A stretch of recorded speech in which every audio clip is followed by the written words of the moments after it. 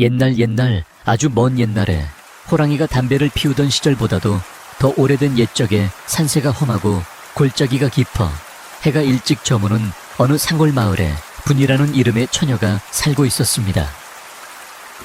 이 마을은 땅이 척박하여 곡식이 잘 자라지 않는 데다가 몇 해째 계속된 가뭄으로 인해 마을 사람들의 얼굴에는 근심이 마를 날이 없었고 곳간은 텅 비어 거미줄만 무성할 지경이었습니다. 봄이 되어 꽃은 피어나건만 사람들의 뱃속은 텅 비어 꼬르륵 소리가 멈추지 않는 그야말로 혹독한 보릿고개가 마을 전체를 무겁게 짓누르고 있던 시절이었습니다. 분이는 나이가 이제 갓 16이 된 꽃다운 처녀였으나 병든 홀아버지와 어린 동생들을 돌보느라 고운 손은 나무 껍질처럼 거칠어졌고 얼굴은 근심으로 그늘져 있었습니다. 어머니는 분이가 아주 어릴 적에 막내 동생을 낳다가 세상을 떠나셨고 그 뒤로 분이는 어머니를 대신하여 집안의 가장 노릇을 하며 어린 동생들을 업어 키우고 병석에 누운 아버지를 위해 산을 오르내리며 약초를 캐야만 했습니다. 그러나 아무리 밤낮으로 일해도 입에 풀칠하기조차 어려운 형편이었고 날이 갈수록 아버지의 기침소리는 깊어가고 동생들의 배는 홀쭉해져만 갔습니다. 어느 날 마을 어귀에 낯선 차림의 노파 하나가 나타났는데 눈매가 매섭고 입술이 얇아 한눈에 보아도 예사롭지 않은 기운을 풍기는 사람이었습니다. 그 노파는 마을 우물가에 앉아 아낙네들의 이야기를 엿듣는가 싶더니 이내 분인의 허름한 초가집 살인문 앞에 서서 집안을 기웃거리기 시작했습니다. 분이가 마당에서 나무를 다듬다 말고 고개를 들어 노파를 바라보자 노파는 대뜸 분이의 얼굴을 찬찬히 뜯어보며 혀를 끌끌 차더니 대문 안으로 성큼성큼 들어와 툇마루에 걸터 앉으며 주인 행세를 하듯 물 한 사발을 청했습니다. 물을 받아 마신 노파는 분이에게 다짜고짜 아랫마을 부자인 최부자 댁 이야기를 꺼내며 그 댁이 재물은 산더미처럼 쌓아두었으나 세월에 자식이 없어 대가 끊길 위기에 처했다고 은밀히 속삭였습니다. 최부자 댁 안방마님이 아이를 낳지 못하여 집안의 근심이 태산 같은데 용한 점쟁이가 이르길 맑은 기운을 가진 처녀를 들여 아들을 얻어야만 집안이 다시 일어설 수 있다고 했다는 것이었습니다.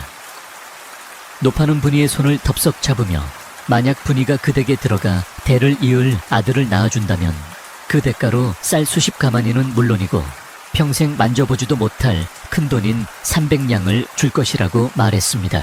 300냥이라는 말에 분이는 숨이 턱 막히는 것 같았는데 그 돈이면 빚을 다 갚고도 남아 아버지의 약을 지을 수 있고 동생들을 배불리 먹이며 남부럽지 않게 살 수 있는 엄청난 금액이었기 때문입니다. 하지만 양반댁에 씨바디로 들어간다는 것은 처녀로서의 삶을 포기하는 것이나 다름없었고 한번 들어가면 다시는 가족의 품으로 돌아올 수 있을지 기약할 수 없는 두려운 일이기도 했습니다. 분이는 두려움에 고개를 저으며 거절하려 했지만 방 안에서 들려오는 아버지의 고통스러운 기침소리와 흙을 파먹으며 배고픔을 달래는 어린 동생들의 모습을 보자 차마 입이 떨어지지 않았습니다. 노파는 분이의 흔들리는 눈빛을 놓치지 않고 더욱 달콤한 말로 회유하기 시작했는데 눈 딱 감고 1년만 고생하면 평생 등 따습고 배부르게 살 수 있다고 강조했습니다. 게다가 아들을 낳으면 그 공으로 인해 집안에서 귀한 대접을 받을 것이며 친정 식구들까지도 최 부자댁의 보살핌을 받아 굶주림 면할 수 있게 해주겠다는 약조까지 덧붙였습니다. 분이는 밤새 잠을 이루지 못하고 뒤척이며 눈물로 베개를 적셨는데 자신의 희생으로 가족을 살릴 수 있다면 기꺼이 그 길을 가야 하지 않겠냐는 효심과 알 수 없는 미래에 대한 공포가 마음속에서 치열하게 싸웠습니다. 다음날 아침 분이는 퉁퉁 부은 눈으로 아버지 앞에 무릎을 꿇고 앉아 자신의 결심을 말씀드렸는데 아버지는 이야기를 듣자마자 벼락같이 화를 내며 밥을 굶어 죽는 한이 있어도 내 딸을 남의 집 시바디로 팔아넘길 수는 없다고 소리치셨습니다. 아버지는 가슴을 치며 통곡하였고 영문을 모르는 어린 동생들도 누나의 치맛자락을 붙잡고 울음을 터뜨려 좁은 초가집은 순식간에 눈물바다가 되고 말았습니다. 분이는 아버지의 야윈 손을 꼭 잡고 딸이 가서 잘 살면 그게 효도지 굶어 죽는 게 효도가 아니라며 아버지를 달래고 또 달랬지만 마음 한구석은 칼로 베인 듯 쓰라렸습니다. 결국 며칠 뒤 분이는 노파의 손에 이끌려 정든 집과 가족을 뒤로하고 최부자 댁이 있는 아랫마을로 향하게 되었는데 발걸음 하나하나가 청은망은처럼 무거웠습니다. 마을 어귀까지 배웅 나온 동생들이 누나를 부르며 쫓아오자 분이는 차마 뒤를 돌아보지 못하고 입술을 깨물며 눈물을 삼켰고 멀리서 지켜보던 마을 사람들도 혀를 차며 안타까워했습니다. 고개를 넘어가는 길 내내 봄바람이 불어왔지만 분이에게는 그 바람이 살을 내는 칼바람처럼 차갑게만 느껴졌고 길가에 핀 진달래꽃조차도 붉은 피를 토해낸 듯 처연하게 보였습니다. 한참을 걸어 도착한 최부자 댁은 과연 소문대로 으리으리한 기와집이었는데 높은 담장이 성벽처럼 집을 둘러싸고 있었고 솟을대문은 하늘을 찌를 듯 그 위압적이어서 분이는 저절로 몸이 움츠러들었습니다. 대문 안으로 들어서자 넓은 마당에는 하인들이 분주하게 오가고 있었지만 어딘가 모르게 적막하고 서늘한 기운이 감돌아 마치 사람이 사는 집이라기보다는 거대한 무덤 속에 들어온 것 같은 기분이 들었습니다. 노파는 익숙한 듯 하인들에게 호통을 치며 분이를 안채로 안내했는데 분이는 고개를 푹 숙인 채 자신의 발끝만 바라보며 조심스럽게 발을 옮겼습니다. 제 대청마루에는 비단 옷을 입은 여인이 꼿꼿한 자세로 앉아 있었는데 그녀가 바로 최부자 댁의 안방마님으로 창백한 얼굴에 날카로운 눈매를 지닌 분이었습니다. 마님은 분이를 위아래로 훑어보더니 차가운 목소리로 네가 그 아이냐? 라고 짧게 물었고 분이는 기어들어가는 목소리로 네 그렇습니다. 라고 대답하며 바닥에 넙죽 절을 올렸습니다. 마님은 분이의 대답을 듣고도 표정 하나 변하지 않고 옆에 서 있던 노파에게 수고했다는 말 한마디를 던진 후 하녀를 불러 분이를 행랑채 구석방으로 데려가 씻기고 옷을 갈아입히라고 명령했습니다. 그때 안방 문이 열리며 최부자가 헛기침을 하며 밖으로 나왔는데 그는 50줄에 들어선 나이에도 불구하고 건장한 체격에 기름진 얼굴을 하고 있었지만 눈빛에는 욕망과 초조함이 서려 있었습니다. 최부자는 마당에 서 있는 분이를 힐끔 쳐다보더니 마님에게 쓸만해 보이는구려. 이번에는 기필코대를 이어야 할 것이오. 라고 무심하게 말하고는 뒷짐을 지고 사랑채로 사라졌습니다. 분이는 그 짧은 순간 최부자의 눈빛에서 자신이 사람이 아니라 그저 아이를 낳기 위한 도구로 여겨진다는 것을 뼈저리게 느꼈고 가슴속 깊은 곳에서 서러움이 북받쳐 올랐습니다.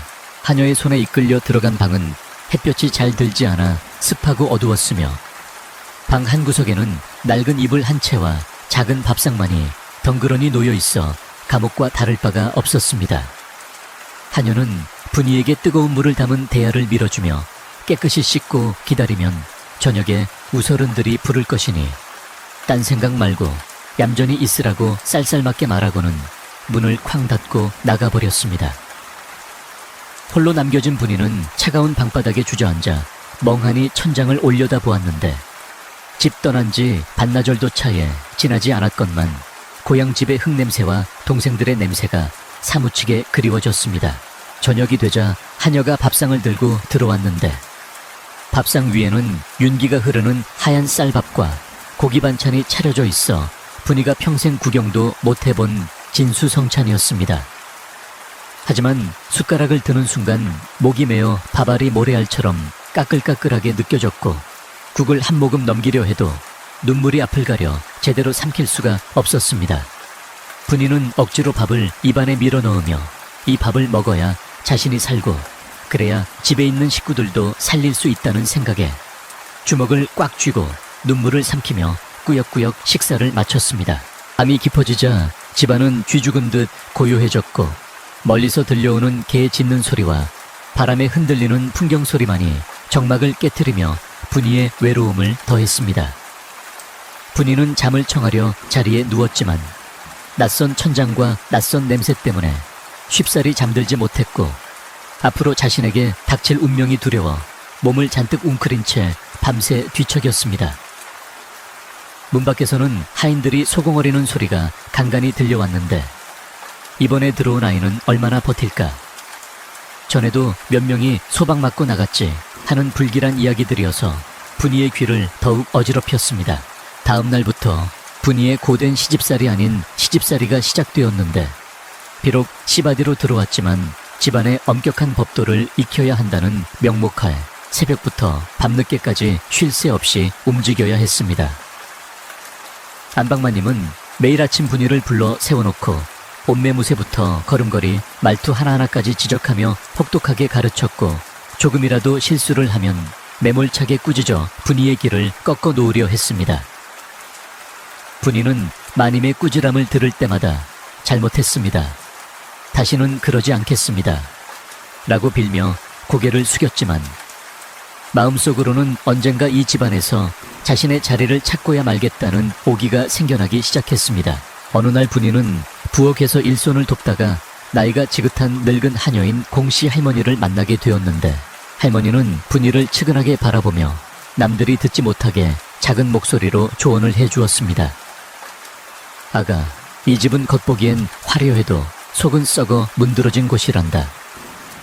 귀가 있어도 듣지 말고 입이 있어도 말하지 말고 오로지 내 몸 간수하는 데만 신경을 써라 라고 말하며 찐 감자 2알을 몰래 쥐어주었습니다.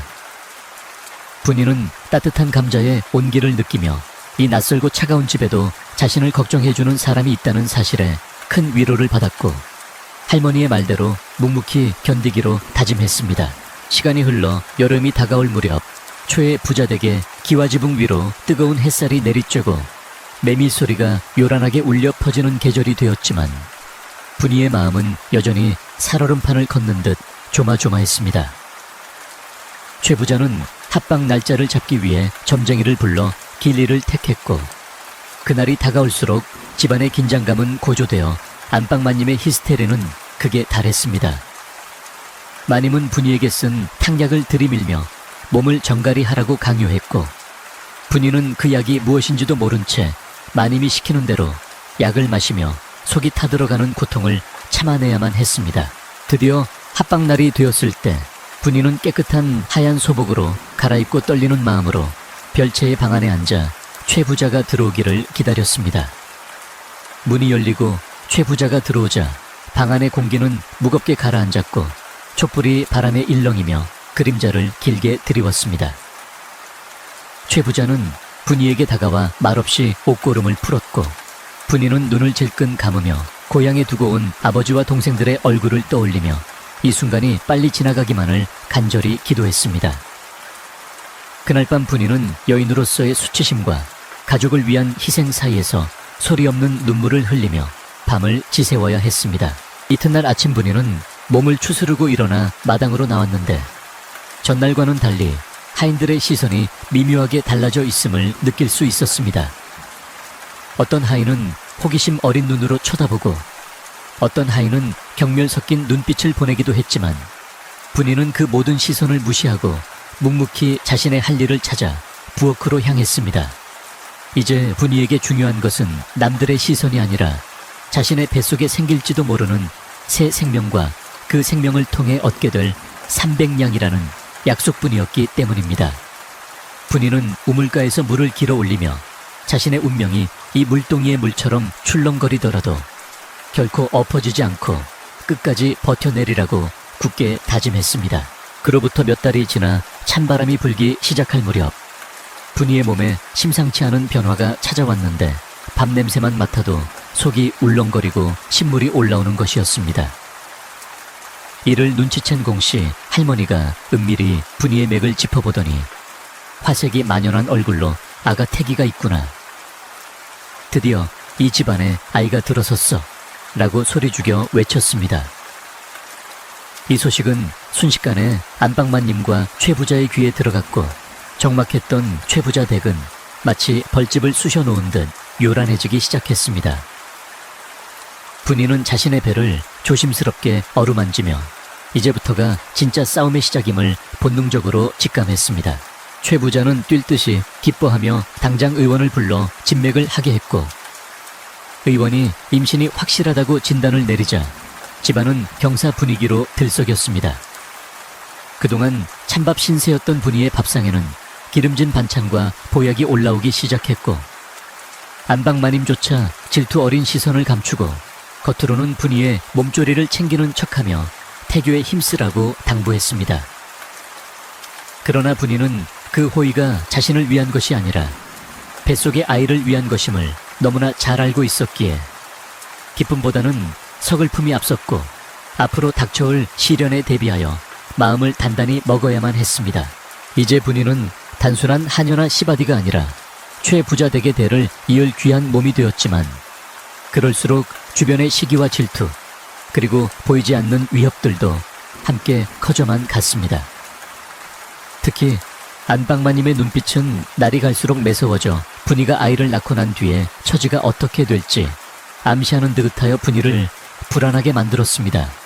하지만 분이는 밤마다 달을 보며 빌었습니다. 아가야, 부디 건강하게만 태어나다오. 네가 태어나야 우리 가족도 살고 나도 산단다. 이렇게 분이의 파란만장한 인생의 제1막은 뱃속에서 자라나는 작은 생명과 함께 위태롭지만 희망찬 첫발을 내딛고 있었습니다. 달이 차오르고 계절이 바뀌어 산천초목이 푸르름을 더해가듯 분이의 배도 날이 갈수록 남산만하게 불러왔습니다. 최부자 댁의 안주인은 겉으로는 분이의 배를 보며 흐뭇한 미소를 지었지만 그 눈빛 속에는 감출 수 없는 질투와 불안이 이글거리고 있어 보는 이로 하여금 등골을 서늘하게 만들었습니다. 마님은 혹여나 분이가 뱃속의 아이를 빌미로 집안에서 기세등등해질까 염려하여 수시로 분이를 불러 앉혀놓고 내 본분을 잊지 말라며 따끔한 눈초리를 보내곤 했습니다. 분이는 무거워진 몸을 이끌고 마님 앞에 설 때마다 숨이 턱턱 막혀왔지만 뱃속에서 힘차게 발길질하는 아기를 느끼며 입술을 깨물고 버텨내었습니다. 집안 하인들은 분이의 불러온 배를 보며 수군거렸는데 개 중에는 분이가 아들을 낳으면 팔자가 필 것이라고 부러워하는 이도 있었고 토사구팽당하여 쫓겨날 것이라며 혀를 차는 이도 있었습니다. 특히 부엌 어멈들은 분이가 낳을 아이가 최부자 댁에 막대한 재산을 물려받게 될 것이니 분이야말로 숨겨진 상전이라며 은근히 비위를 맞추려 들기도 했습니다. 하지만 분이는 그런 주변의 소란에도 아랑곳하지 않고 오직 태어날 아이의 건강만을 생각하며 공씨 할머니가 일러준 대로 귀를 닫고 입을 닫은 채 묵묵히 하루하루를 보냈습니다. 어느 날 밤 분이는 갑자기 배가 뭉치고 허리가 끊어질 듯한 통증을 느껴 잠에서 깨어났는데 직감적으로 아이가 나올 때가 되었음을 알았습니다. 분이의 신음소리를 듣고 달려온 공씨 할머니는 서둘러 아랫목에 이불을 깔고 뜨거운 물을 준비하라며 하녀들을 다그쳤고 안채는 순식간에 비상이 걸려 불이 환하게 켜졌습니다. 최부자는 사랑채에서 안절부절 못하며 마당을 서성거렸고 안방마님은 산실 문 밖에서 뒷짐을 진 채 초조한 표정으로 방 안의 동정을 살피고 있었습니다. 분이는 밀려오는 산통에 식은땀을 비오듯 흘리며 이불자락을 꽉 움켜쥐었습니다. 상호는 길고도 고통스러웠는데 분이는 하늘이 노랗게 보이고 정신이 혼미해지는 와중에도 이를 악물고 비명을 삼키려 애썼습니다. 자신이 약한 모습을 보이면 뱃속의 아이도 힘을 잃을까 두려웠기 때문이며 무엇보다 밖에서 듣고 있을 마님에게 흠잡히고 싶지 않은 오기가 발동했기 때문입니다. 공씨 할머니는 분이의 손을 꼭 잡고 아가 조금만 더 힘을 내라. 머리가 보인다. 다 왔다. 라며 땀에 젖은 분이의 머리카락을 쓸어 넘겨주었습니다. 그 따뜻한 손길이 분이에게는 천군만마와도 같은 힘이 되어 분이는 마지막 있는 힘을 다해 아랫배에 힘을 주었습니다. 마침내 새벽달기 울 무렵 은계문하는 우렁찬 아기 울음소리가 최부자 댁의 정막을 깨고 터져 나왔습니다. 공씨 할머니는 탯줄을 자르고 아이를 받아들며 고추다 튼실한 아들이여 라고 목청껏 외쳤고 그 소리는 담장을 넘어 밖에서 기다리던 최부자의 귀에까지 생생하게 들렸습니다. 최부자는 덩실덩실 춤이라도 출 듯 기뻐하며 드디어 우리 집의 대를 이을 아들이 태어났다. 라고 소리쳤고 집안의 하인들도 일제히 만세를 부르며 경사를 축하했습니다. 분이는 탈진하여 쓰러져 있으면서도 아들의 울음소리를 듣자 가슴 벅찬 감동에 뜨거운 눈물을 흘렸습니다. 그러나 기쁨도 잠시 분이가 정신을 차리고 아이를 한번 안아보려 팔을 뻗기도 전에 방문이 벌컥 열리더니 안방마님이 들이닥쳤습니다. 마님은 분이는 거들떠보지도 않고 공씨 할머니 품에 안긴 아이를 낚아채듯 빼앗아 안으며 이제 이 아이는 내 아들이다. 천한 것에 손을 타면 부정탄다. 라고 차갑게 쏘아붙였습니다. 분이는 기가 막혀 말문이 막혔지만 몸을 움직일 힘조차 없어 그저 멀어지는 아이의 뒷모습을 바라보며 하염없이 눈물만 흘릴 뿐이었습니다. 마님은 아이를 비단 강보에 싸서 안고는 뒤도 돌아보지 않고 방을 나가버렸습니다. 최 부자 또한 아이가 태어났다는 소식에만 기뻐할 뿐 목숨을 걸고 아이를 낳은 분이에게는 따뜻한 말 한마디 건네지 않았습니다. 오히려 그는 임무를 마쳤으니 이제 몸조리나 잘하고 있으라 라는 말만 남기고 아이가 있는 안방으로 향해버려 분이의 가슴에 대못을 박았습니다. 분이는 텅 빈 방 안에 홀로 남겨져 방금 전까지 자신의 뱃속에 있던 생명이 사라진 허전함과 서러움에 몸부림치며 소리 없는 통곡을 쏟아냈습니다. 이것이 시바디의 운명이라는 것을 알고는 있었지만 막상 닥친 현실은 생각보다 훨씬 더 잔혹하고 비참했습니다. 며칠 뒤 분이는 몸도 제대로 추스르지 못한 채 다시 행랑채의 좁고 습한 방으로 쫓겨나다시피 거처를 옮겨야 했습니다. 안방에서는 아이의 울음소리와 웃음소리가 끊이지 않았고 온 집안 식구들이 아이를 어르느라 정신이 없었지만 정작 그 아이를 낳은 분이는 철저하게 소외된 채 잊힌 존재가 되어갔습니다. 분이는 밤마다 행랑채 문틈으로 안채 쪽을 바라보며 혹시나 아이 우는 소리가 들리지 않을까 귀를 곤두수곤했습니다. 가슴은 저 집으로 돌덩이처럼 딱딱해지고 열이 펄펄 끓어올랐지만 젖을 물릴 아이가 없어 그 고통은 고스란히 마음의 병이 되었습니다. 그러던 어느 날 평화롭던 최 부자 댁에 난데없는 비상이 걸렸는데 갓 태어난 아이가 며칠째 젖을 거부하고 밤낮으로 자지러지게 울어대기 시작한 것이었습니다. 최 부자는 유명하다는 유모들을 불러 젖을 물리게 했지만 아이는 낯선 젖꼭지가 입에 닿기만 하면 더욱 거세게 울며 고개를 돌려버렸습니다. 용한 의원을 불러 진맥을 해봐도 특별한 병증은 없는데 아이가 시름시름 알아가자 안방마님은 애가 타서 발을 동동 구르며 어찌할 바를 몰랐습니다. 집안은 아이의 울음소리로 가득 찼고 최 부자의 호통소리에 하인들은 숨조차 제대로 쉬지 못했습니다. 결국 공씨 할머니가 조심스럽게 마님에게 다가가 아무리 천한엄이라 해도 핏줄이 당기는 법이니 분이에게 젖을 한번 물려보는 게 어떻겠습니까? 라고 제안했습니다. 마님은 처음에는 펄쩍 뛰며 반대했지만 아이가 숨이 넘어갈 듯 울어대자 더는 버티지 못하고 울며 겨자 먹기로 분이를 부르라고 명령했습니다. 분이는 하인의 전가를 받고 버선발로 뛰어 안채로 달려갔는데 며칠 만에 보는 아이는 얼굴이 반쪽이 되어 있어 분이의 가슴을 미어지게 만들었습니다. 분이는 떨리는 손으로 아이를 받아 안고 조심스럽게 젖을 물렸습니다. 놀랍게도 그렇게 보채던 아이는 분이의 품에 안기자마자 거짓말처럼 울음을 그치고 허겁지겁 젖을 빨기 시작했습니다. 아이가 젖을 빠는 힘찬 소리가 방 안에 울려 퍼지자 지켜보던 사람들은 모두 안도의 한숨을 내쉬었고 최 부자의 굳은 표정도 그제야 조금 풀어졌습니다. 분이는 아이의 따뜻한 천을 느끼며 하염없이 눈물을 흘렸고 아이도 어미의 냄새를 알아보는지 젖을 먹으며 고사리 같은 손으로 분이의 옷자락을 꼭 쥐었습니다. 그 모습을 지켜보던 안방마님은 질투심에 입술을 깨물었지만 아이를 살리기 위해서는 어쩔 수 없다는 것을 인정해야만 했습니다.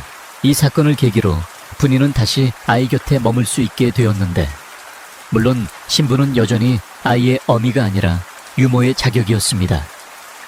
마님은 분이에게 네가 어미라고 착각하지 마라. 너는 그저 젖을 주는 젖점이일 뿐이다. 라고 못을 박으며 아이가 젖을 뗄 때까지만 곁에 두는 것이라고 강조했습니다. 분이는 그 말이 가슴을 후벼 파는 듯 아팠지만 아이를 곁에서 지킬 수만 있다면 어떤 모욕도 참아낼 수 있다고 다짐했습니다. 분이는 낮에는 아이에게 젖을 먹이고 밤에는 아이가 잠든 곁에서 쪽잠을 자며 지극정성으로 아이를 돌보았습니다. 시간이 흘러 아이는 무럭무럭 자라났고 분이의 헌신적인 보살핌 덕분에 포동포동하게 살이 오르고 방긋방긋 웃음도 잘 짓는 순둥이가 되었습니다.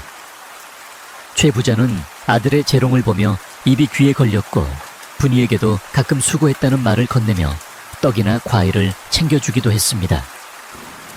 하지만 분이는 그 호의에 안주하지 않고 언제 다시 쫓겨날지 모른다는 불안감 속에서 자신만의 생존 방법을 모색하기 시작했습니다.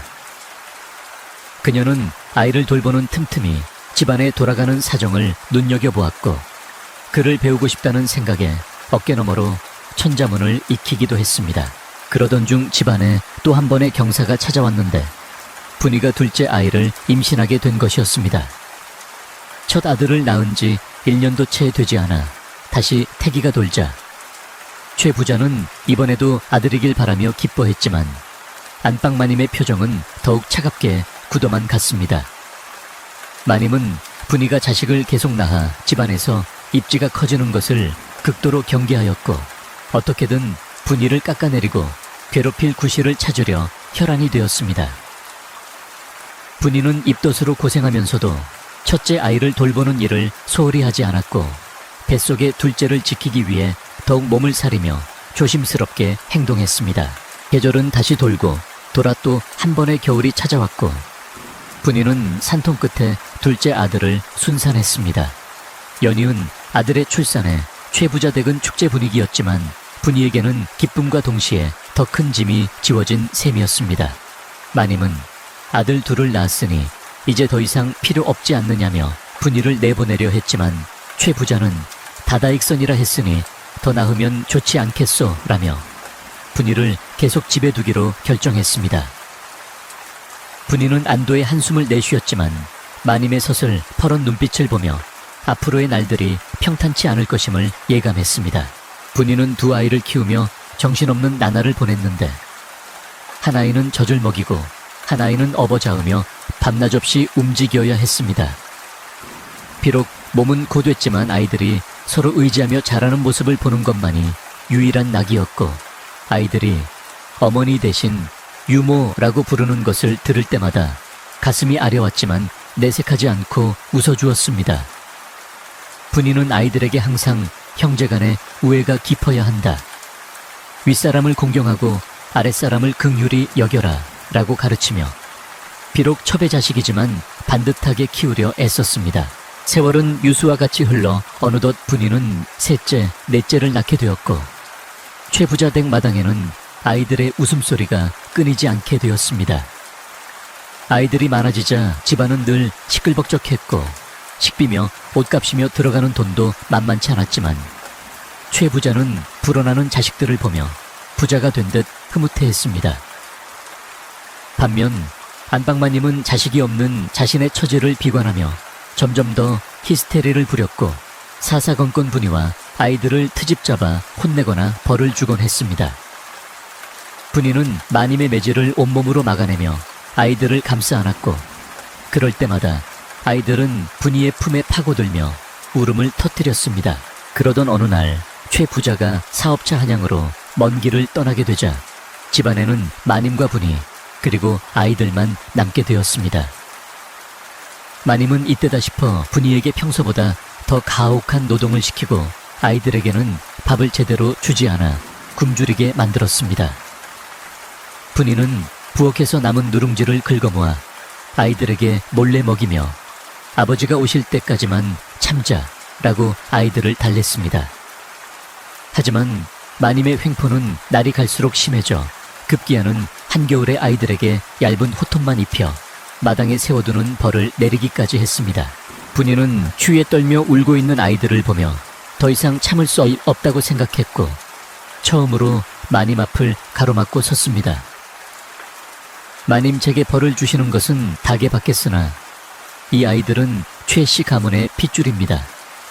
어찌 이리 가혹하게 대하십니까?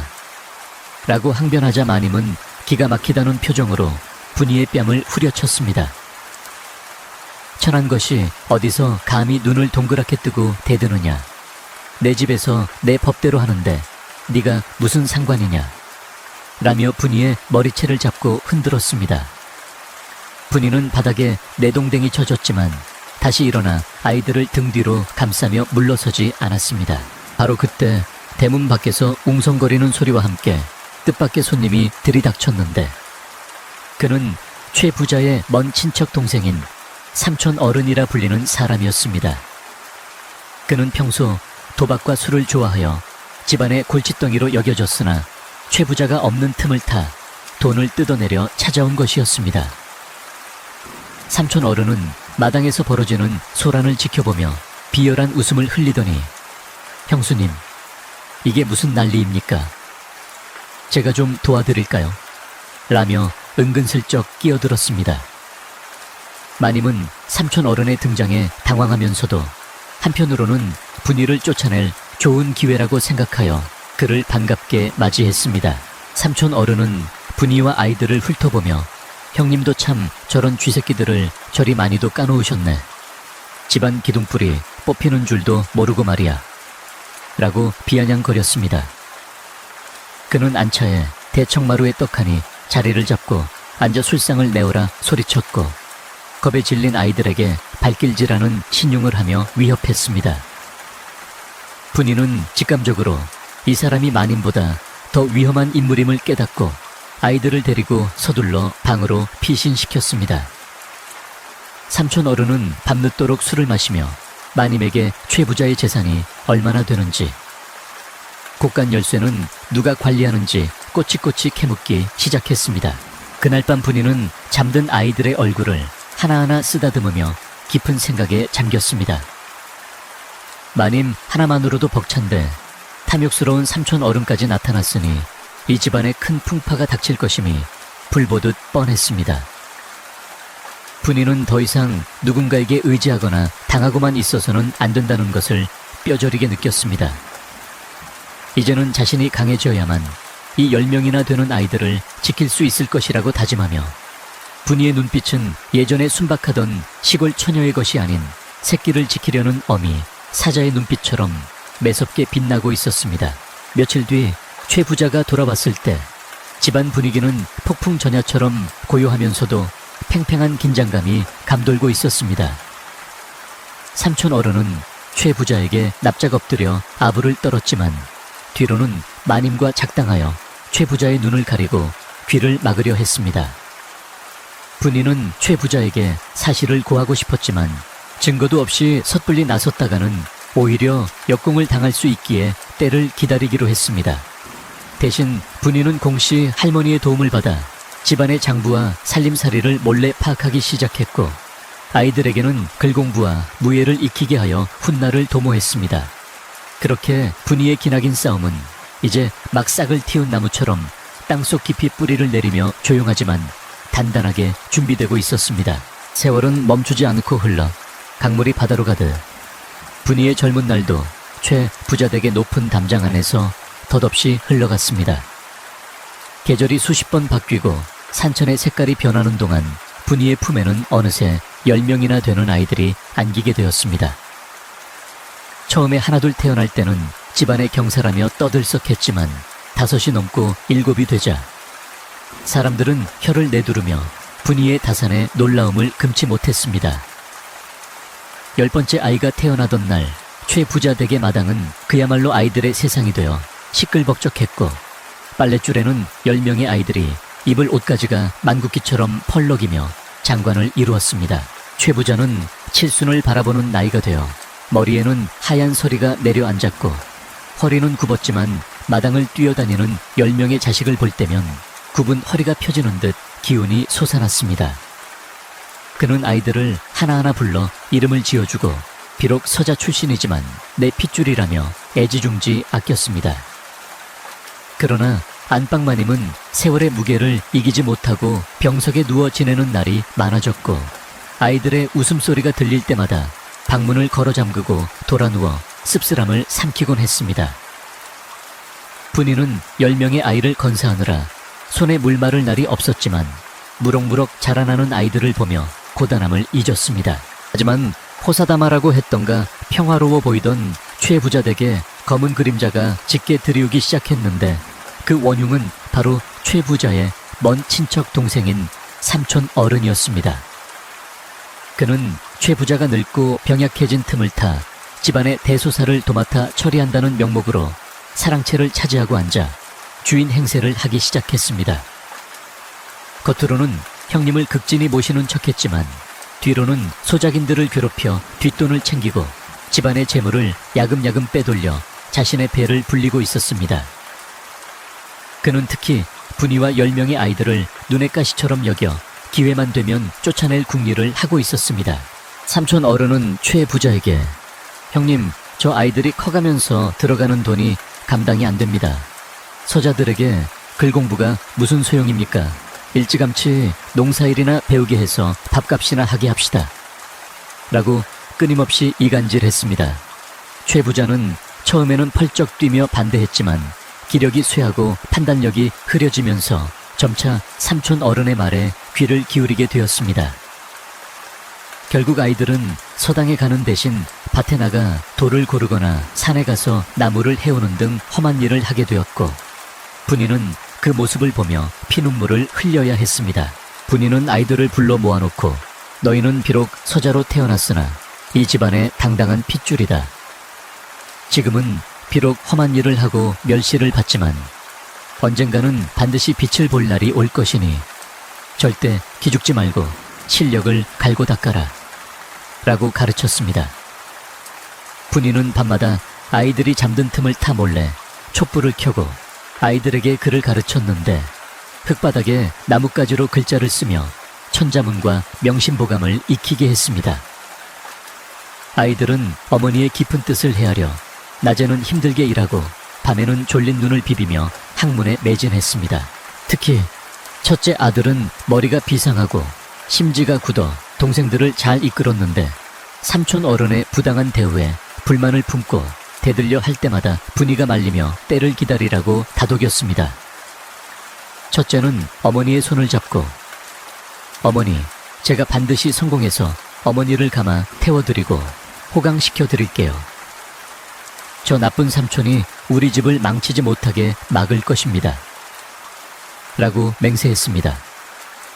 분이는 듬직하게 자란 아들의 어깨를 두드리며 억울하고 분한 마음을 사귀고 인내하는 법을 가르쳤습니다. 그러던 어느 해 겨울 유난히 눈이 많이 내리고 매서운 바람이 몰아치던 날 최 부자가 갑자기 풍으로 쓰러져 의식을 잃는 일이 발생했습니다. 집안은 발칵 뒤집혔고 의원이 급히 달려왔지만 최 부자는 반신불수가 되어 말조차 제대로 하지 못하는 처지가 되고 말았습니다. 이 틈을 타 삼촌 어른은 기다렸다는 듯이 집안의 모든 정원을 장악하고 안방마님조차 병약하여 힘을 쓰지 못하자 거리낄 것이 없어진 듯 폭군처럼 행동하기 시작했습니다. 그는 가장 먼저 분이와 아이들이 지내는 행랑채의 불을 끊고 식량을 줄여버렸습니다. 한겨울 냉골방에서 아이들이 추위에 떨며 잠을 청하자 분이는 소미불을 뜯어 아이들을 겹겹이 덮어주고 자신은 얇은 옷 하나로 밤을 지새우며 아이들의 천을 지켰습니다. 삼촌 어른은 하인들을 시켜 곳간 열쇠를 빼앗고 장부조차 보여주지 않으며 제멋대로 재산을 처분하기 시작했습니다. 마을에는 최부자댁이 곧 망할 것이라는 소문이 파다하게 퍼졌고 소작인들은 삼촌 어른의 수탈에 못 이겨 야반 도주하는 일까지 벌어졌습니다. 분이는 이대로 가다가는 집안이 풍비박산나고 아이들조차 길거리에 나앉게 될 것이라는 위기감을 느꼈습니다. 분이는 공씨 할머니를 통해 삼촌 어른의 동태를 살피게 했는데 할머니가 전해준 소식은 충격적이었습니다. 삼촌 어른이 마을의 땅 투기꾼들과 결탁하여 최부자댁의 알짜배기 논밭을 헐값에 팔아넘기려 한다는 것이었습니다. 게다가 최부자가 죽으면 분이와 아이들을 노비로 팔아버리거나 먼 섬으로 쫓아낼 계획까지 세우고 있다는 이야기를 듣고 분이는 눈앞이 캄캄해지는 듯했습니다. 하지만 분이는 주저앉아 울고만 있을 수 없었습니다. 그녀에게는 지켜야 할 10명의 보물, 10명의 아이들이 있었기 때문입니다. 분이는 결심을 굳히고 안방마님을 찾아갔는데 마님은 병색이 완연한 얼굴로 힘없이 누워 있었습니다. 분이는 마님 앞에 무릎을 꿇고 마님 미우나 고우나 이 집안을 지킬 사람은 마님과 저뿐입니다. 삼촌 어른이 집안 재산을 빼돌리고 논밭을 팔아넘기려 합니다.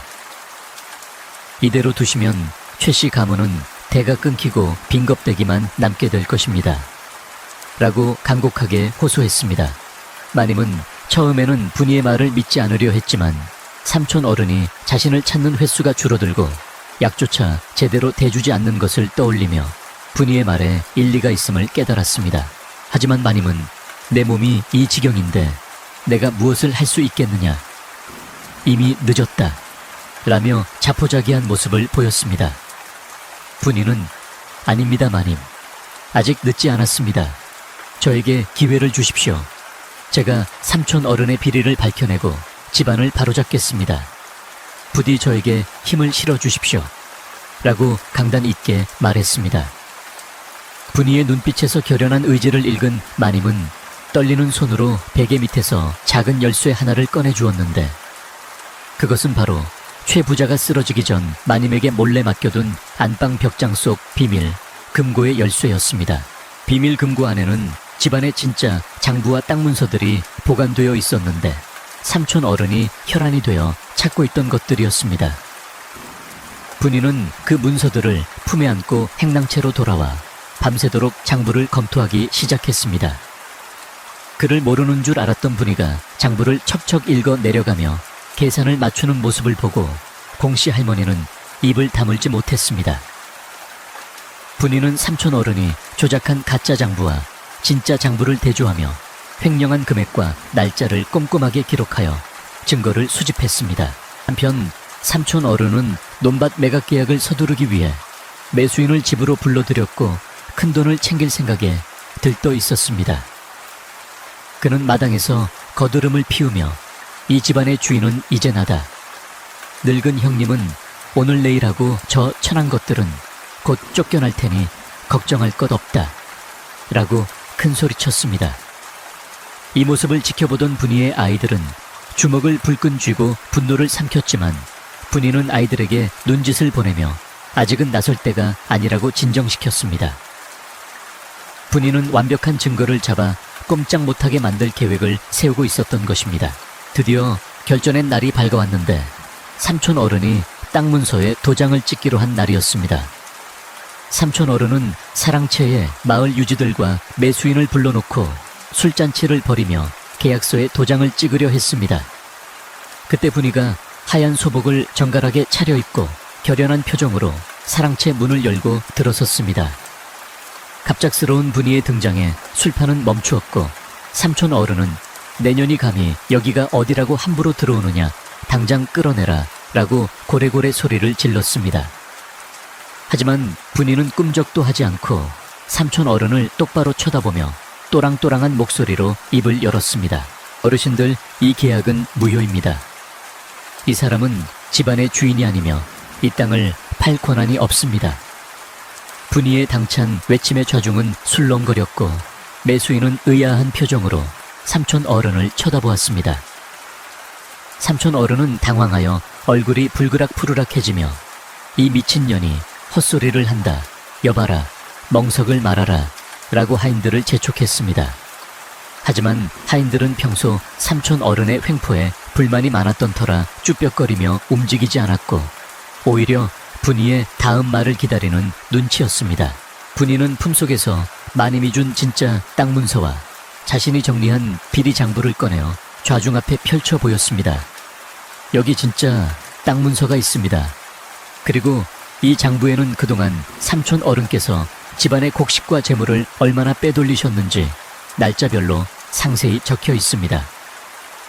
소작인 누구에게 얼마를 걷어 착복했는지, 쌀가게 주인과 짜고 얼마를 남겼는지 모든 증거가 여기 있습니다.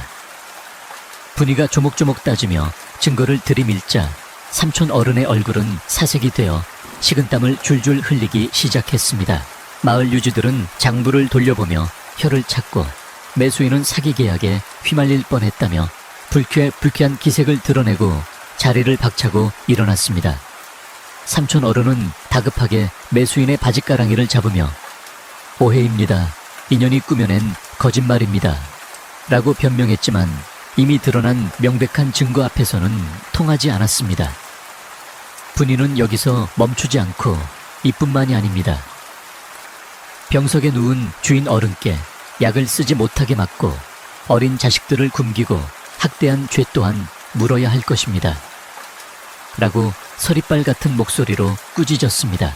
그 순간 닫혀있던 안방문이 열리며 부축을 받은 최 부자가 비틀거리는 걸음으로 나타났습니다. 비록 몸은 불편했지만 눈빛만은 살아있었는데 그는 떨리는 손으로 삼촌 어른을 가리키며 내 이놈, 내 집에서 당장 나가라 라고 힘겹게 소리쳤습니다. 최 부자의 등장에 삼촌 어른은 그대로 바닥에 주저앉아 벌벌 떨었고 집안의 기세는 순식간에 역전되었습니다. 분이는 쓰러질 듯한 최 부자를 부축하며 그동안 참아왔던 소름이 복받쳐 올랐지만 꾹 참으며 승리의 순간을 확인했습니다. 하지만 삼촌 어른은 이대로 물러설 위인이 아니었습니다. 그는 궁지에 몰리자 품속에서 단도를 꺼내들며 이대로는 못 간다. 내가 이 집을 위해 한 일이 얼만데 다 죽여버리겠다. 라고 발악하며 분이를 향해 달려들었습니다. 갑작스러운 흉기 난동에 사람들은 비명을 지르며 물러섰고 분이는 꼼짝없이 당할 위기에 처했습니다. 바로 그때 분이의 10명의 아들들이 우르르 달려나와 삼촌 어른을 애워쌌습니다. 장성한 첫째 아들이 삼촌 어른의 팔을 낚아채 비틀었고 나머지 아이들이 달려들어 그를 바닥에 제압했습니다. 아이들은 어머니께 손대지 마라, 우리 집에서 썩 꺼져라 라고 외치며 그동안 쌓였던 분노를 터뜨렸습니다. 10명의 아들이 똘똘 뭉쳐 어머니를 지키는 모습은 그야말로 든든한 성벽과도 같았고 분이는 장성한 아들들의 모습에 가슴이 벅차올랐습니다. 삼촌 어른은 아이들의 기세에 눌려 단도를 떨어뜨리고 비굴하게 살려달라고 빌기 시작했습니다. 마을 사람들은 그 모습을 보며 역시 피는 못 속이는구나. 분이의 자식 농사가 헛되지 않았어 라고 수군거렸습니다. 관아의 포졸들이 출동하여 삼촌 어른을 포박해 끌고 가면서 소동은 일단락되었지만 집안은 폭풍이 휩쓸고 간 뒤처럼 어수선했습니다. 최 부자는 기력을 소진하여 다시 쓰러졌고 안방마님도 충격으로 혼절하여 눕게 되었습니다. 이제 이 집안을 수습하고 다시 일으켜 셀 사람은 오직 분이밖에 없었습니다. 분이는 흐트러진 옷매무새를 가다듬고 하인들을 불러 모아 자, 이제 소란은 끝났다. 모두 제자리로 돌아가 맡은 바 일을 하라. 오늘 저녁은 특별히 고깃국을 끓일 테니 모두 배불리 먹고 힘을 내자. 라고 차분하게 지시했습니다. 하인들은 분이의 침착하고 위험 있는 모습에 저절로 고개를 숙이며 예, 작은 마님이라고 대답했습니다. 그동안 유모나 분이로 불리던 그녀가 하인들의 입에서 자연스럽게 작은 마님으로 불리게 된 순간이었습니다. 분이는 집안 곳곳을 돌며 놀란 아이들을 다독이고 병석의 두 어른을 간호하며 집안의 질서를 하나하나 바로잡아 나갔습니다.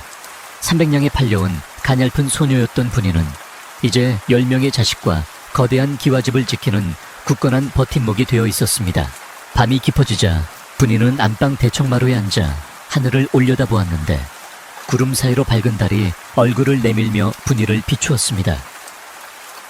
분이는 달님에게 감사의 기도를 올리며 앞으로 닥칠 어떤 시련도 아이들과 함께라면 이겨낼 수 있을 것이라는 확신을 가졌습니다. 멀리서 개 짖는 소리가 들려왔지만 그것은 더 이상 분이를 불안하게 하는 소리가 아니라 평화로운 마을의 자장가처럼 들렸습니다. 이렇게 분이의 인생 제3막은 위기를 기회로 바꾸며 진정한 주인으로 거듭나는 과정을 겪고 있었습니다. 삼촌 어른이 관아의 포졸들에게 이끌려 대문 밖으로 질질 끌려 나간 뒤 최 부자댁에는 마치 거대한 태풍이 휩쓸고 지나간 듯한 무거운 고요함만이 감돌았습니다.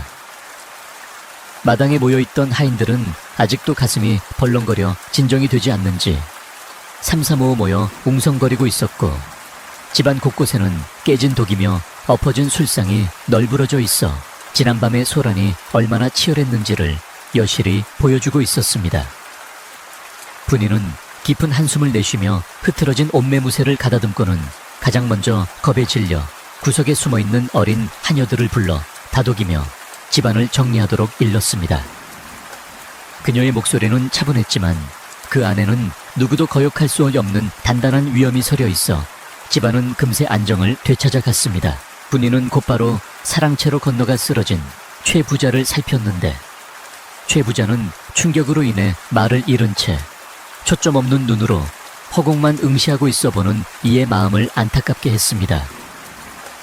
분이는 지극정성으로 수건을 적셔 최 부자의 식은땀을 닦아주고 미움을 쑤어 입에 떠 넣어주며, 대감마님, 이제 모든 것이 해결되었으니 안심하십시오.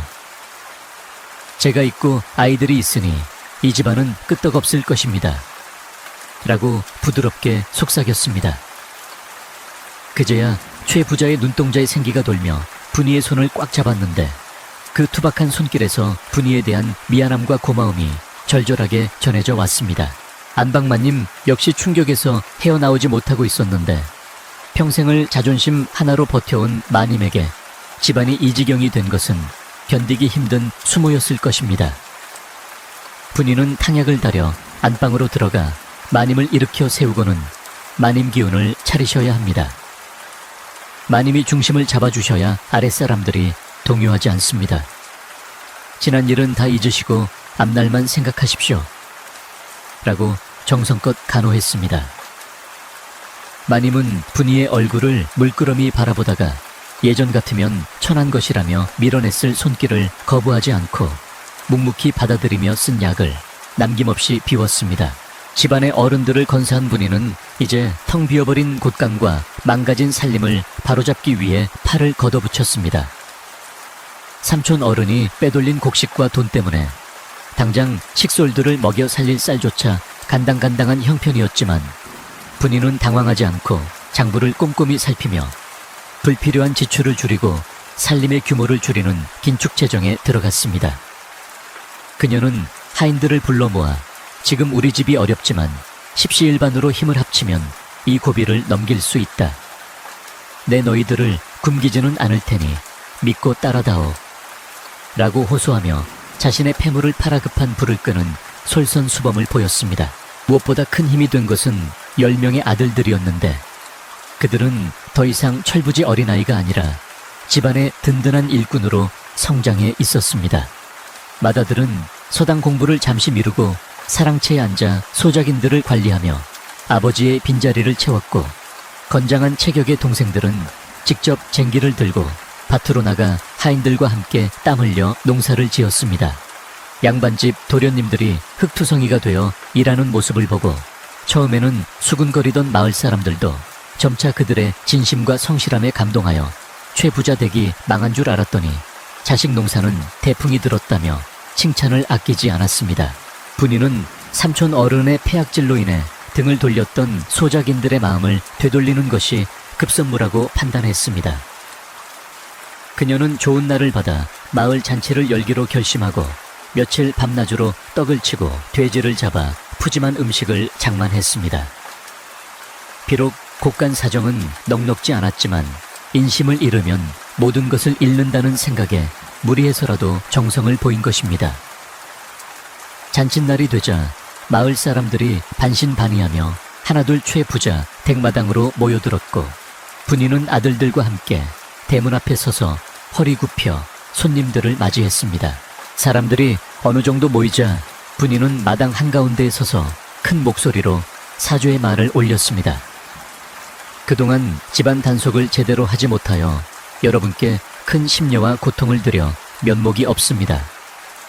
삼촌 어른이 부당하게 올린 소장료는 제가 책임지고 모두 돌려드릴 것이며, 억울하게 땅을 빼앗긴 분들에게는 다시 땅을 돌려드리겠습니다. 분이의 말이 떨어지자마자 좌중은 찬물을 끼얹은 듯 조용해졌다가 이내 여기저기서 환호성과 박수가 터져 나왔습니다. 사람들은 분이의 파격적인 결단에 놀라움을 금치 못하며 그녀를 살아있는 보살이라 칭송했습니다. 분이는 말뿐만 아니라 즉석에서 장부를 가져와 잘못된 계약 내용을 바로잡고 삼촌 어른이 착복했던 웃돈을 쌀과 배로 갚아주었습니다. 늙은 소작인 한 명은 쌀가마니를 받아들고 분이의 옷자락을 붙잡으며 작은 마님 덕분에 우리 식구가 살았습니다. 이 은혜는 죽어서도 잊지 않겠습니다. 라고 눈물을 흘렸습니다. 분이는 노인의 손을 맞잡으며 어르신들이 계셔야 우리 집도 있습니다. 앞으로도 잘 부탁드립니다. 라고 겸손하게 답했습니다. 이날의 잔치로 최부자 댁은 잃어버렸던 마을의 신망을 완전히 회복하게 되었습니다. 집안 내부의 기강도 새롭게 다져졌는데 분이는 상벌을 명확히 하여 열심히 일하는 하인에게는 두둑한 보너스를 주고 게으름을 피우거나 딴 마음을 먹는 자는 엄히 다스렸습니다. 예전에는 안방마님의 히스테리와 최부자의 무관심 속에서 눈치만 보던 하인들이 이제는 분이의 공정하고 따뜻한 지도 아래 신바람 나게 일하는 분위기로 바뀌었습니다. 부엌에서는 다시 활기찬 도마 소리가 들려왔고 마당을 쓰는 머슴들의 빗자루질에도 힘이 들어갔으며 담장 너머로 웃음소리가 새어나오기 시작했습니다. 어느 날 저녁 분이는 10명의 아들들을 안방으로 불러 모아 병석에 누운 최부자와 안방마님에게 문안 인사를 올리게 했습니다. 10명의 장정들이 방 안에 가득 들어차자 방이 비좁게 느껴질 정도였는데 그 늠름한 모습에 최부자의 눈시울이 붉어졌습니다. 맏아들이 대표로 아버님, 어머님, 저희가 집안을 다시 일으켜 쓸 테니 걱정 마시고 쾌차만 하십시오. 라고 절을 올리자 나머지 아들들도 일제히 건강하십시오. 라고 외치며 큰 절을 올렸습니다. 안방마님은 비록 낳은 정은 없으나 기른 정 아니 지켜본 정이라도 든 것인지 고개를 끄덕이며 희미한 미소를 지었습니다. 이 자리에서 최부자는 떨리는 손으로 베개 밑에서 열쇠 꾸러미를 꺼내 분이에게 건네주었습니다. 그것은 곳간 열쇠뿐만 아니라 집안의 모든 대소사를 결정할 수 있는 권한을 상징하는 것이었습니다. 최부자는 어눌한 말투로 이제 이 집의 주인은 너다 라고 힘겹게 말했습니다. 분이는 그 열쇠를 받아들며 청은망은의 무게를 느꼈지만 물러서지 않고 대감마님의 뜻을 받들어 이 집안을 반석 위에 올려놓겠습니다. 라고 굳게 다짐했습니다. 이것은 분이가 정식으로 최부자댁의 안주인으로 인정받는 역사적인 순간이었습니다. 계절은 흘러 봄이 찾아왔고 최부자댁의 논밭에는 파릇파릇한 새싹이 돋아나 희망을 노래하고 있었습니다. 삼촌 어른이 망쳐놓았던 농사는 아들들과 소작인들의 헌신적인 노력 덕분에 예년보다 더 풍작을 예고하고 있었고 곡간은 다시 곡식으로 채워져 갔습니다. 분이는 틈날 때마다 밭에 나가 새참을 나르며 일꾼들을 격려했고 밤에는 호롱불 아래서 아들들의 글 읽는 소리를 들으며 바느질을 했습니다. 그 평화롭고 아름다운 풍경은 지난날의 고통과 시련이 거름이 되어 피어난 꽃과도 같았습니다. 안방마님도 분이의 지극정성 덕분에 기력을 많이 회복하여 지팡이를 짚고 마당을 산책할 수 있을 정도가 되었습니다. 마님은 툇마루에 앉아 며느리 같은 분이가 집안일을 지휘하는 모습을 물끄러미 바라보며 내가 자식복은 없어도 사람복은 있었나 보구나. 저 아이가 아니었으면 이 집은 벌써 폐가가 되었을 게야. 라고 혼잣말을 하곤 했습니다. 마님은 이제 분이를 질투의 대상이 아니라 의지할 수 있는 동반자로 받아들였고 가끔은 분이를 불러 이건 이렇게 하는 게 법도에 맞다며 살림의 지혜를 전수해 주기도 했습니다. 분이는 바쁜 와중에도 친정 식구들을 잊지 않았는데 넉넉해진 살림 덕분에 쌀과 고기를 수레에 실어 친정으로 보냈습니다. 병환으로 고생하던 친정 아버지는 딸이 보낸 귀한 약재를 먹고 병세가 호전되었고 굶주리던 동생들은 이제 어엿한 청년으로 자라 분이의 도움을 받아 각자 자리를 잡아가고 있었습니다. 분이는 가끔 친정 식구들이 찾아오면 따뜻한 밥상을 차려주며 내가 이곳에서 버틸 수 있었던 건 가족들이 있었기 때문이야 라고 말하며 눈시울을 붉히곤 했습니다. 여름이 되어 마당의 감나무에 감꽃이 떨어질 무렵 최 부자 댁에서는 또 한 번의 경사가 있었습니다. 맏아들이 과거 시험인 소과에 합격했다는 기쁜 소식이 날아든 것입니다. 마을 입구에는 최씨 가문 장남 소과 합격이라는 현수막이 걸렸고 마을 사람들은 꽹과리를 치며 몰려와 축하해 주었습니다. 이는 단순히 개인의 영광을 넘어서자 출신이라는 꼬리표를 떼고 양반 사회에서 당당히 인정받을 수 있는 발판을 마련했다는 점에서 큰 의미가 있었습니다. 분이는 아들의 합격증을 받아들고 감격하여 말을 잇지 못하고 하염없이 눈물만 흘렸습니다. 최 부자는 아들의 합격 소식에 덩실덩실 춤이라도 추고 싶어 했으나 몸이 따라주지 않아 그저 장하다 장해 라는 말만 연발했습니다. 그는 아들을 불러 내 어미가 너를 어떻게 키웠는지 절대 잊지 마라. 내 어미는 세상 그 누구보다 위대한 여인이다 라고 강조했습니다. 맏아들은 아버지의 말씀에 고개를 숙이며 어머니의 은혜가 아니었으면 저는 오늘 이 자리에 없었을 것입니다. 평생 효도하겠습니다 라고 다짐했습니다. 이 모습을 지켜보던 분이의 가슴속에는 그동안의 소름이 봄눈 녹듯 사라지고 벅찬 보람만이 가득 찼습니다. 그날 밤 분이는 마당 평상에 누워 밤하늘의 별을 바라보며 지난 30년의 세월을 회상했습니다. 300냥의 팔려와 숨죽여 울던 16소녀가 이제는 10명의 훌륭한 아들을 둔 어머니이자 큰 기와집을 호령하는 안주인이 되었다는 사실이 꿈만 같았습니다. 바람이 시원하게 불어와 분이의 땀을 식혀주었고 어디선가 들려오는 풀벌레 소리는 그녀의 고단했던 삶을 위로해주는 자장가처럼 들렸습니다. 이제 더 이상 그녀를 위협할 사람은 없었고 집안은 튼튼한 성벽처럼 견고해져 어떤 풍파도 막아낼 수 있을 것 같았습니다. 분이는 잠자리에 들기 전 안방에 들러 잠든 마님과 최 부자의 이불을 덮어드리고 사랑채와 행랑채를 돌며 아들들이 자는 모습을 하나하나 확인했습니다. 곤히 잠든 아들들의 얼굴을 볼 때마다 밥을 안 먹어도 배부르다는 말이 무슨 뜻인지 실감할 수 있었습니다. 그녀는 마음속으로 고맙다 얘들아, 너희들이 나를 살렸다 라고 속삭이며 불을 껐습니다. 집안의 모든 등불이 꺼지고 고요한 어둠이 찾아왔지만 그 어둠은 무섭거나 차가운 것이 아니라 포근하고 평화로운 휴식의 어둠이었습니다. 마을 사람들은 이제 최부자 댁 앞을 지나갈 때마다 경의를 표하며 지나갔고 아이들에게는 너희도 커서 분이마님 자식들처럼 되어야 한다 라고 가르쳤습니다. 최부자 댁의 이야기는 입에서 입으로 전해져 인근 마을까지 300냥에 팔려온 씩씩한 여인과 효심 깊은 10아들 이야기로 유명해졌습니다. 분이의 지혜와 덕망은 멀리 퍼져나가 어려운 일이 생기면 분이를 찾아와 조언을 구하는 사람들도 생겨났습니다.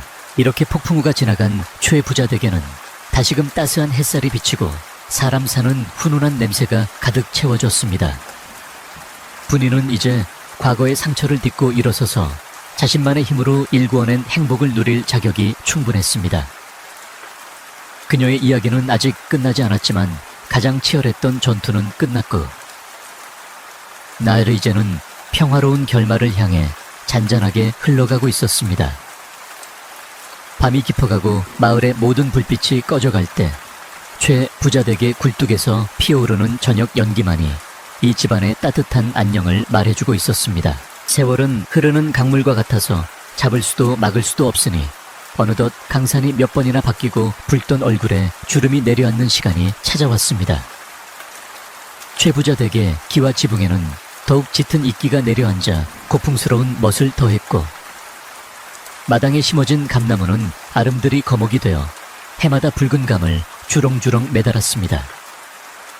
그 긴 세월 동안 분이의 머리에도 하얀 눈이 소복이 내려앉아 백발의 할머니가 되었지만 그 온화한 미소와 기품 있는 자태는 젊은 시절보다 더욱 빛나 보였습니다. 이제 분이는 더 이상 누군가의 눈치를 보는 첩이나 유모가 아니라 명실상부한 최진사댁의 가장 큰 어른인 대방마님으로 불리며 집안의 중심을 굳건히 지키고 있었습니다. 최 부자와 안방마님은 천수를 누리다 몇 해 전 차례로 세상을 떠났는데 두 분 모두 눈을 감는 순간까지 분이의 손을 잡고 고마움을 표했습니다.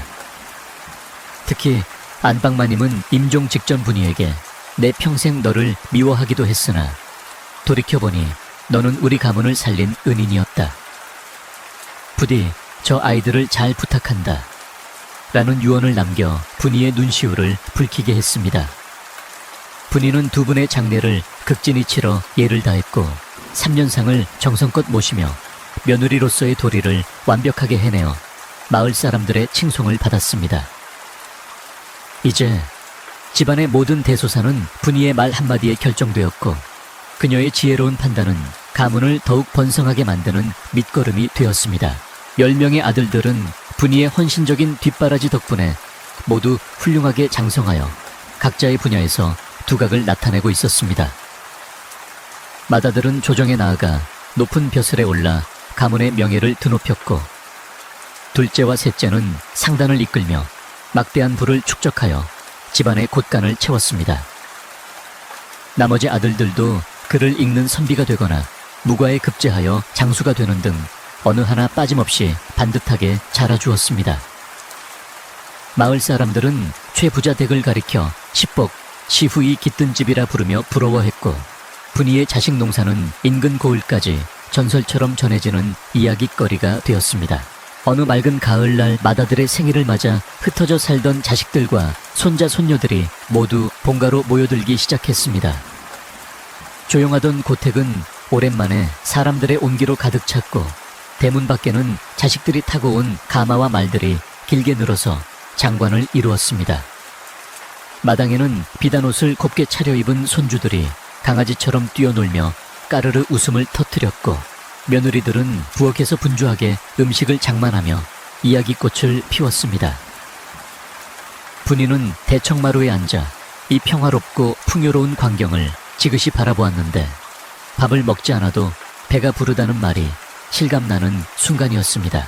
부엌에서는 고소한 기름 냄새와 구수한 밥 냄새가 담장을 넘어 온 마을로 퍼져나갔고 하인들은 산더미처럼 쌓인 식재료를 나르느라 땀을 뻘뻘 흘리면서도 얼굴에는 웃음이 가득했습니다. 분이는 며느리들을 불러 음식은 모자람이 없어야 하니 넉넉히 준비하고 대문 밖을 지나는 과객이나 동네 거지들에게도 국밥 한 그릇씩 대접하여라 라고 일렀습니다. 그녀는 자신이 배고팠던 시절을 잊지 않고 항상 베푸는 삶을 실천했기에 최진사댁의 인심은 널리 퍼져 가난한 이들의 안식처가 되기도 했습니다. 해가 뉘엿뉘엿 넘어가고 땅거미가 질 무렵 사랑채와 안채의 문이 활짝 열리고 성대한 잔치상이 차려졌습니다. 상다리가 휘어질 정도로 차려진 음식들 사이로 윤기가 흐르는 쌀밥과 각종 산해진미가 가득했고 향기로운 술이 술잔에 채워졌습니다. 가장 상석에는 분이가 앉았고 그 양옆으로 10명의 아들들이 서열대로 앉아 어머니를 모셨습니다. 맏아들이 술잔을 높이 들고 어머니 낳아주시고 길러주신 은혜가 태산과 같습니다. 부디 만수무강하십시오. 라고 축원하자 모든 자식과 며느리들이 일제히 절을 올리며 어머니 감사합니다. 라고 외쳤습니다. 분이는 떨리는 손으로 술잔을 받아들고 아들들의 얼굴을 하나하나 살펴보았는데 듬직한 중년이 된 아들들의 얼굴에서 옛날 꼬물거리던 아기 때의 모습이 겹쳐 보였습니다. 그녀는 목이 메어 잠시 말을 잇지 못하다가 너희들이 이렇게 우아해 있게 잘 자라준 것이 나에게는 가장 큰 효도다.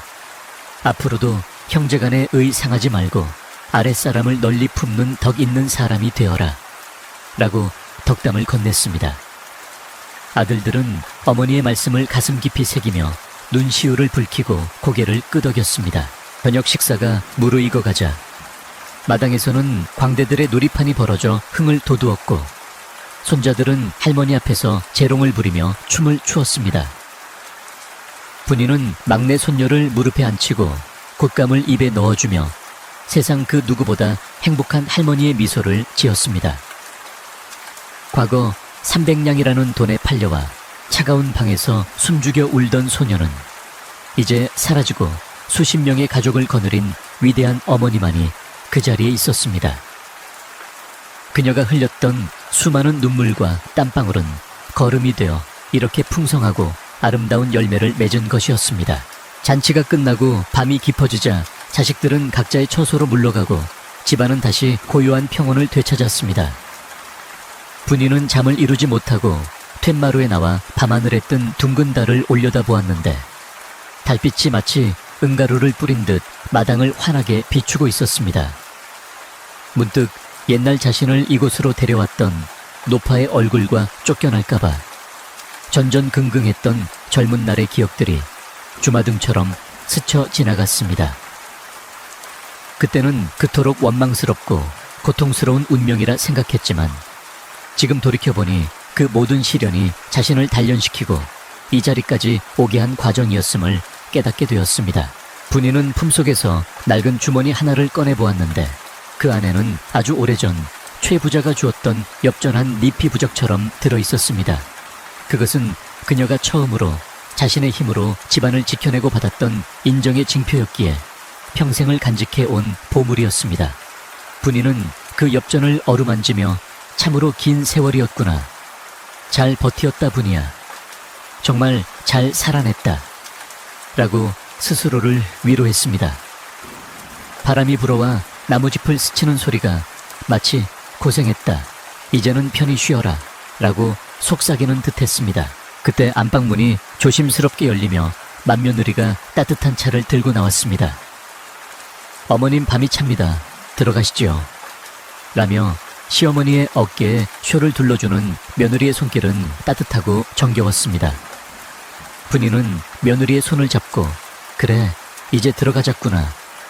달이 참 밝기도 하지. 라고 말하며 자리에서 일어났습니다. 며느리의 부축을 받으며 방으로 들어가는 분이의 뒷모습은 작고 굽었지만 그 어떤 거인보다도 커 보이고 위엄이 있었습니다. 방 안에는 따뜻한 아랫목이 데워져 있었고 깨끗하게 빠라풀을 먹인 이불에서는 향긋한 냄새가 났습니다.